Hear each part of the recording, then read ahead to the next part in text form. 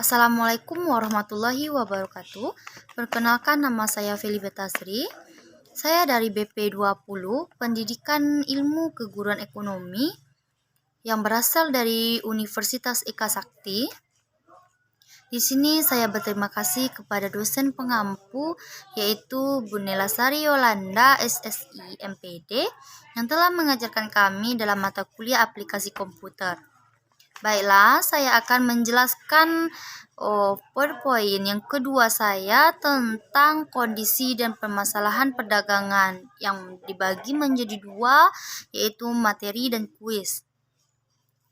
Nah, materinya, kemajuan peradaban telah membawa banyak perusahaan termasuk terjadinya pergeseran nilai dalam masyarakat. Pemilihan perlu dilakukan dari berbagai kemajuan yang membangun keragaman dengan perubahan yang justru menjadi ancaman bagi penjaga nilai-nilai sosial yang bersifat universal. Selanjutnya, demikian halnya ekspektasi retail modern, khususnya minimarket berjejaran dan perlu diletakkan dalam karakter berpikir tersebut. Saat ini 28 retail modern utama yang meliputi usaha minimarket, supermarket, dan hipermarket menguasai 31% pangsa pasar retail dengan total omset sekitar Rp 70,5 triliun. Yang berarti sebuah perusahaan rata-rata menikmati 2,5 triliun rupiah omset retail. Hal ini bertolak belakang dengan retail tradisional yang memiliki total omset 156,9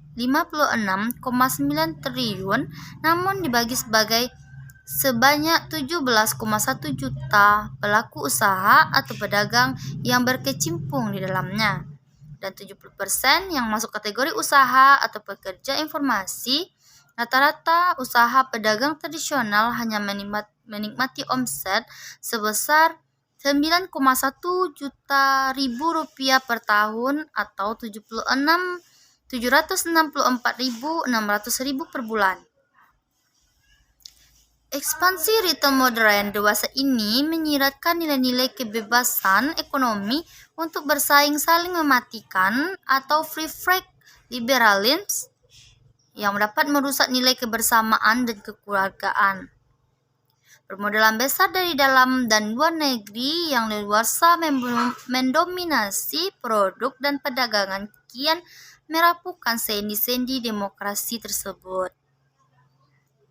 Dalam situasi ini, nasib dan hajat hidup orang banyak kian digantungkan pada segelintir elit oligopolis pemilik modal baik di Jakarta, New York, Paris, Rotterdam, dan potensi terjadinya eksploitasi, net transfer, dan krisis lebih mungkin terjadi. Nah, selanjutnya, penguasaan modal baik berupa modal materi, intelektual, maupun institusional merupakan prasyarat kemajuan sosial ekonomi sebuah bangsa.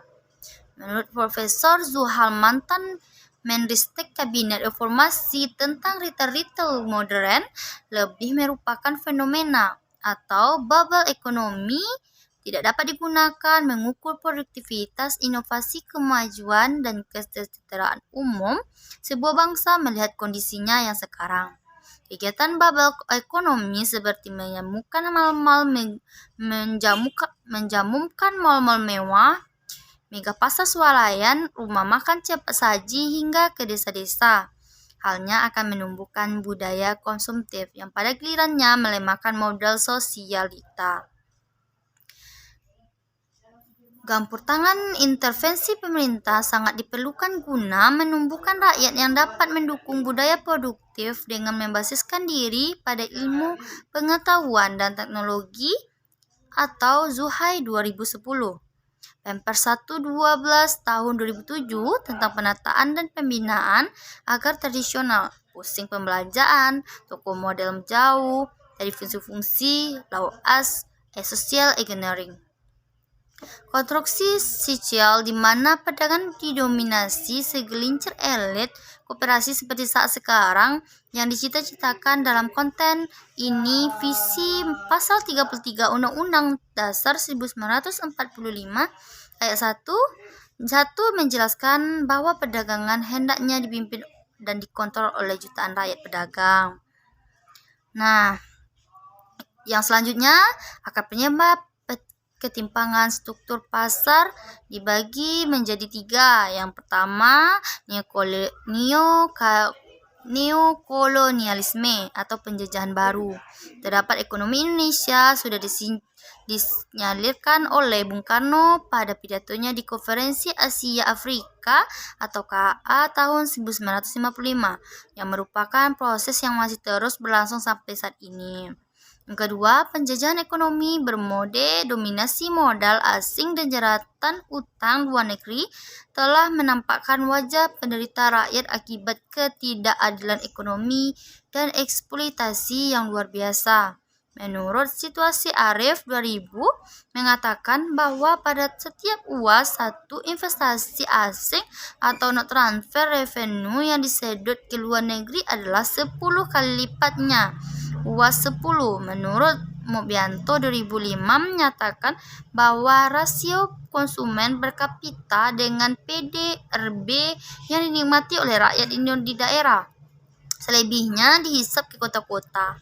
Yang ketiga, naluri intrinsik kapitalisme global adalah menguasai faktor-faktor produksi atau aset-aset strategis yang memupuk orientasi ekonomi yang dilakukan melalui eksploitasi faktor produksi SDA dan tenaga kerja, kemudian mampu menguasai pasar yang terkait dengan sistem alokasi permintaan barang dan jasa diproduksi. Selanjutnya, alternatif jalan keluar.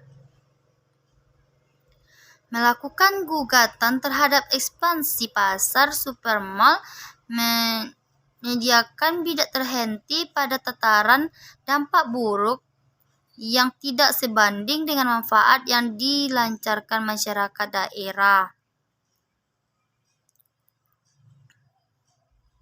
Baik berupa polusi, kemajuan budaya, pengangguran, dan sebagainya, harus dilakukan terhadap struktur ekonomi politik global, berbagai media yang lebih kasat mata dan canggih. Pasar tradisional perlu dibudidayakan sebagai upaya strategi untuk membangun media distribusi yang terpijak pada kedaulatan koleksi entrepreneurship berbasis ekonomi rakyat. Selanjutnya, pasar tradisional perlu dibudidayakan sebagai upaya strategis untuk membangun mode terhadap berbasis ekonomi rakyat.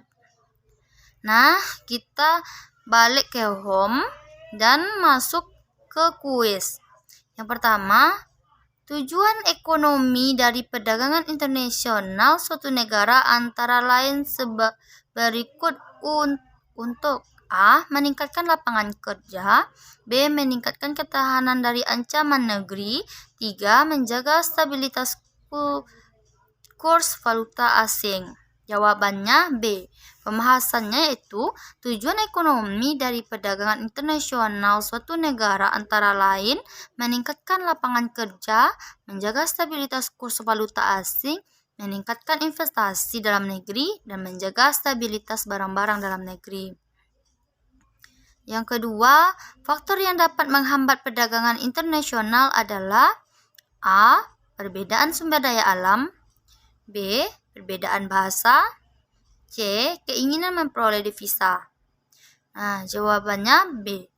Faktor penghambat perdagangan internasional, keamanan suatu negara, kebijakan perdagangan internasional dari pemerintah, rendah SDA, pembatasan impor dan penetapan tarif, peraturan politik anti-dumping, perbedaan mata uang antar negara, kurs mata uang tidak stabil, proses pembayaran sulit dengan peperangan. Nah, yang ketiga, Indonesia melakukan kerjasama dalam perdagangan internasional dengan Jepang. Indonesia mengekspor gas alam cair dan hasil bumi, sedangkan dari Jepang Indonesia mengimpor kendaraan karena lebih murah dengan memproduksi sendiri. Faktor yang mempengaruhi perdagangan Indonesia adalah A. Perbedaan sumber daya manusia, B. Perbedaan selera konsumsi masyarakat, C. Menghemat biaya produksi atau efisiensi. Nah, jawabannya yaitu C. Faktor pendorong perdagangan internasional, kebutuhan negara dan masyarakat, perbedaan sumber daya alam, meningkatkan kualitas sumber daya manusia, meningkatkan pendapatan negara, perluasan target pasar, perbedaan iklim, perbedaan selera, transportasi antara negara, mencari dukungan luar negeri. Hanya segitu yang dapat saya sampaikan. Jika ada salah dan jagal, saya mohon maaf. Terima kasih. Assalamualaikum warahmatullahi wabarakatuh.